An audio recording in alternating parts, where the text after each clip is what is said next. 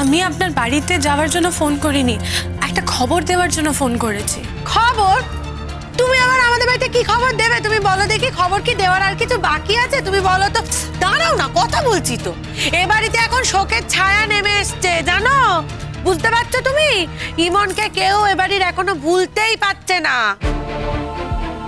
তুমি সহজে এই বাড়িতে ঢুকতে পারবে না, বুঝেছো? মিঠু, মিঠু। দাঁড়াও না, কথা বলছি তো। তোমাকে সারা জীবন ওই বাইরে বাইরেই থাকতে হবে। যাক যাক। হ্যাঁ গো, তোমার বাচ্চাটা কেমন আছে গো? কার মতো দেখতে হয়েছে গো? তোমার মতো না ছোট্ট ভাইয়ের মতো? তাই বলো আর তাই বলো, তোমাদের বাচ্চাটাকে দেখতে কিন্তু বড় ইচ্ছে করে। মিঠু, আমি বলছি ফোনটা রাখো। দয়া করে আমি যে কথাটা বলছি সেটা একবার শুনুন। মিঠু, তোমাকে আমি ফোনটা রাখতে বলেছি।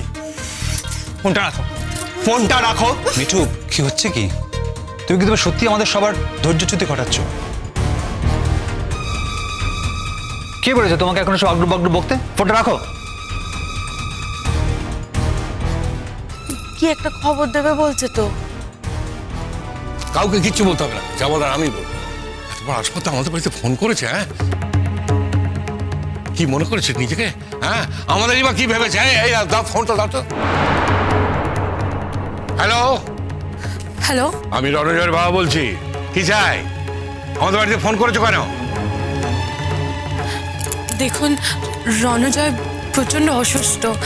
আমি একা বাচ্চা নিয়ে কি করে সামলাবো বুঝতে পারছি না, তাই ভাবলাম খবরটা আপনাদের জানানো উচিত। শোনো, রণজয় আমাদের কাছে মরে গেছে।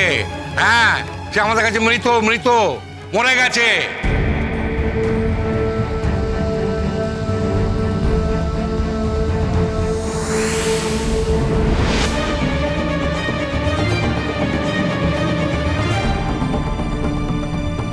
তাই তার অসুখের খবর আমাদের কোনো প্রয়োজন নেই কো। শোনো, ভবিষ্যতে এরকম বাহানা করে আমাদের বাড়িতে কখনো ফোন করবে না। তুমি আমাদের অনেক সর্বনাশ করেছো, আমাদের সংসারে অনেক সর্বনাশ করেছো, আমার ছেলেটাকে কেড়ে নিয়েছো, তবু আমরা তোমার কিচ্ছু করতে পারিনি কো। একটা কাজ করতে পারি, আবার যদি ফোন করো থানা পুলিশ করবো, মনে থাকবে? দেখুন, আমি আমার স্বার্থের জন্য ফোন করছি না। আপনাদের বাড়ির ছেলে, সে প্রচণ্ড অসুস্থ। আমি একা বাচ্চা নিয়ে যতটা দেখাশোনা করা উচিত ততটা করতে পারছি না। আমার জন্য নয়, আপনার ছেলের জন্য বরং বললাম যে আমাদের ছেলে মরে গেছে, তুমিই মেরে ফেলেছো, তাই তার চিতায় ওটা ব্যবস্থাটা তুমিই করো।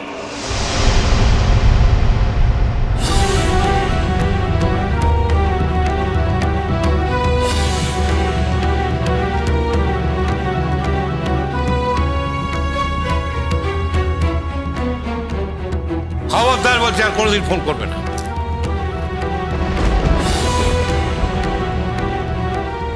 ও ঠাকুরপো, তো মুখে কিছু আটকায়নি? এই সকাল সকালে কি কথা করছো তুমি? চুপ কর তো, কি বলেছি? ফোন করার কারণটা বুঝতে পারে না কো? আসল মানেটা বুঝতে পারে না ও কেন ফোনটা করেছে?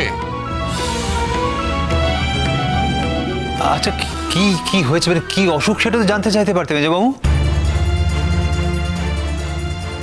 না, আমার কোনো প্রয়োজন নেই কো।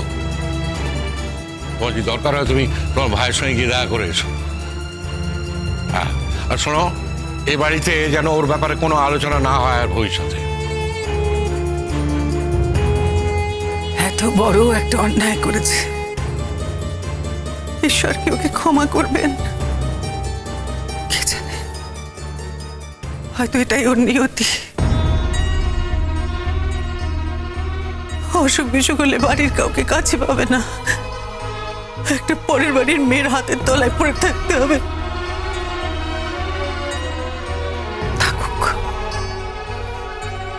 থাকুক পড়ে, বুঝুক কত ধারে কত চাল। তুমি আর কান্নাকাটি করে ওর প্রতি দরদ দেখানোর চেষ্টা করো না তো। যে আসলে অসুস্থ ইমন। শোনো বাদশা, ওর কাছে পৌঁছেই আমাকে একটা খবর দিও তো। দেখো যদি পারো চেষ্টা করো ওকে নিয়ে আসার। হ্যাঁ, দেখো আসে কিনা। তবে ওখান থেকে পারলে আমাকে একটা ফোন করো তো। আমি আবার কথা কইব,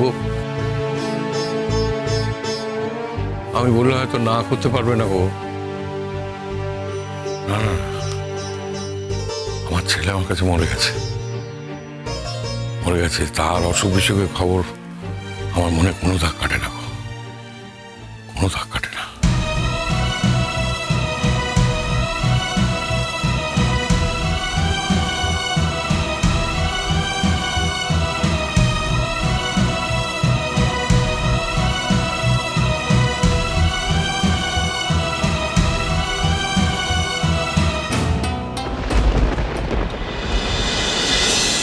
ইমন, আমার বেলায় কিন্তু ইমন! 2 ঘন্টা হয় না। এখন সারপ্রাইজ হয়ে যায়। কি?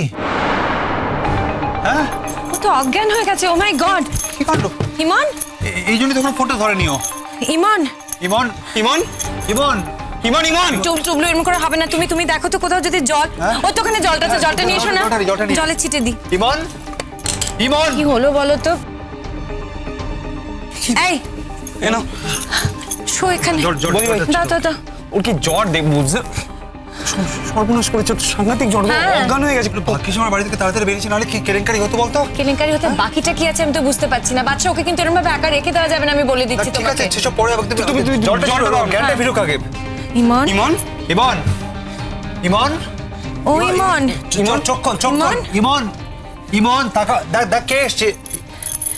ইমন, ইমন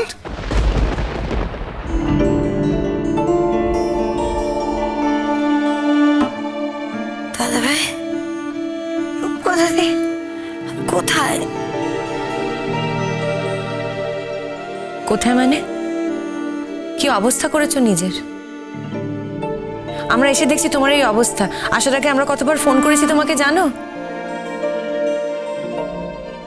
আমাদের শাস্তিটা কি শেষ হয়েছে? শাস্তি? শাস্তি তো বটে, শাস্তি নয় বল তুই?